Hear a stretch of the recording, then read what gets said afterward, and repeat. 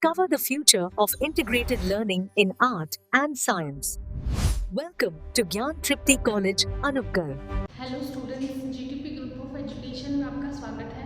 आज हम फिजिक्स का एक इम्पॉर्टेंट टॉपिक करेंगे जो यूनिट फर्स्ट का टॉपिक है, जिसका नाम है गैलीलियन ट्रांसफॉर्मेशन। देखो क्या होता है, आइए देखते हैं गैलीलियन ट्रांसफॉर्मेशन क्या है। इसमें कोई भी दो फ्रेम है, निर्देश तंत्र होते हैं, दो इनर्शियल रेफरेंस फ्रेम है। एक निर्देश फ्रेम में रेफरेंस फ्रेम में हम खड़े हैं और दूसरे किसी निर्देश तंत्र में कोई पार्टिकल है, कोई कण की स्थिति हमें ज्ञात करनी है। उसको रिलेट करने के लिए हम दूसरे वाले से, जिस फ्रेम में हम खड़े हैं वहाँ से हम कुछ समीकरण निकालते हैं। ठीक है, इन संबंधों को ही, इन ट्रांसफॉर्मेशन को ही गैलीलियन ट्रांसफॉर्मेशन कहते हैं। देखो जैसे यहाँ पे कोई एस फ्रेम है, एक्स वाई जेड, और ये कोई एस डैश रेफरेंस फ्रेम है, कोई अनदर जिसमें कोई पी पार्टिकल है, और हम एस फ्रेम से इसको ऑब्जर्व करें या एस डैश से ऑब्जर्व करेंगे तो ये आपस में जो संबंध आएंगे क्या होंगे, ये गैलीलियन ट्रांसफॉर्मेशन होंगे। आइए देखते हैं, ये कोई पार्टिकल पी है, ठीक है, और ये अगर ये एस डैश पे नोट करें तो यहाँ से इसका जो पोजीशन वेक्टर है, ओरिजिन से इस लाइन को मिलाते हैं तो हमारे पास पोजीशन वेक्टर आ जाएगा आर डैश वेक्टर, और एस प्लेन में क्या आ जाएगा, आर वेक्टर, इसका पोजीशन वेक्टर। और ये जो बीच वाली डिस्टेंस है ओरिजिन से ओरिजिन की, ये तो हमारे पास देखो डिस्टेंस है टाइम स्पीड का जो फॉर्मूला है वो लग रहा है यहाँ पे, डिस्टेंस स्पीड टाइम हो जाएगा ना यहाँ पे, यानी वी वेक्टर से वेलोसिटी से ये मूव कर रहा है और टी टाइम में, तो इसकी जो डिस्टेंस है वो कितनी आ जाएगी, वी वेक्टर इनटू टी। ठीक है, ओ डैश हमारे पास वी टी वेक्टर है। आइए देखते हैं इसमें ये जो त्रिभुज बन रहा है ओ डैश और पी, ट्रायंगल इन यहाँ से हम सदिश का फॉर्मूला लगाएंगे त्रिभुज का, तो यहाँ पे हमें क्या पता लग रहा है, आर वेक्टर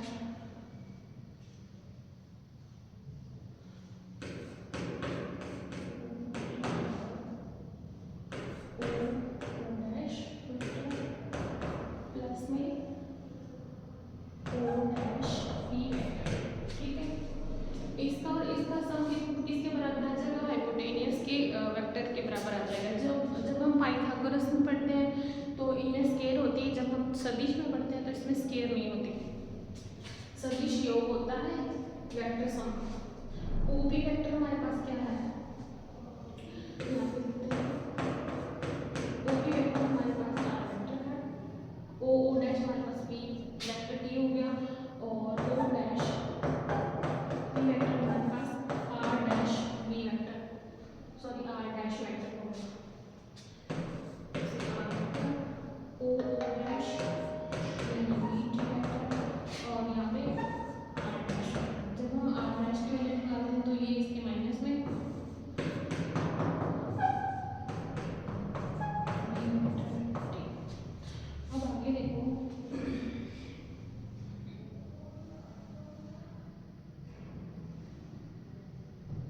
जब हम किसी का पोजीशन वेक्टर निकालते हैं तो हमारे पास क्या होता है, आर वेक्टर की वैल्यू क्या आ जाएगी, X I cap Y J cap plus Z K cap. इसी प्रकार आर डैश वेक्टर हमारे पास X dash I cap Y dash J cap और जेड डैश के कैप। ठीक है, तो जो वी वेक्टर है वो भी हमारे पास वी एक्स आई कैप हो जाएगा, V Y J cap V Z K cap.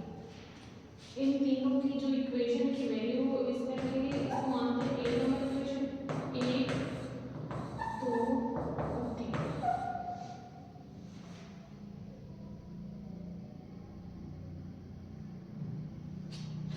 समीकरण एक दो और तीन से, यानी आर वेक्टर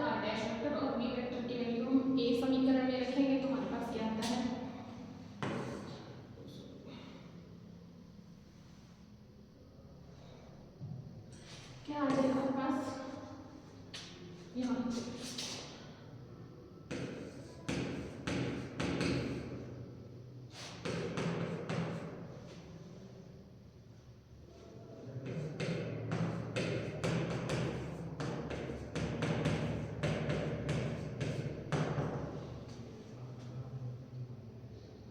ये डैश डैश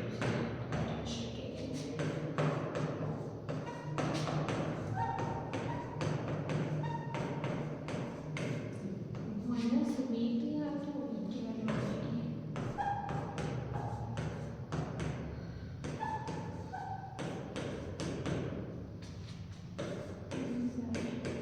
ठीक है, तो यहाँ से अगर हम इस इक्वेशन से हम ये वाले कंपोनेंट और ये वाले कंपोनेंट्स को कंपेयर करें तो हमारे पास आता है एक्स डैश बराबर X minus B X T, Y dash हमारे पास आता है वाई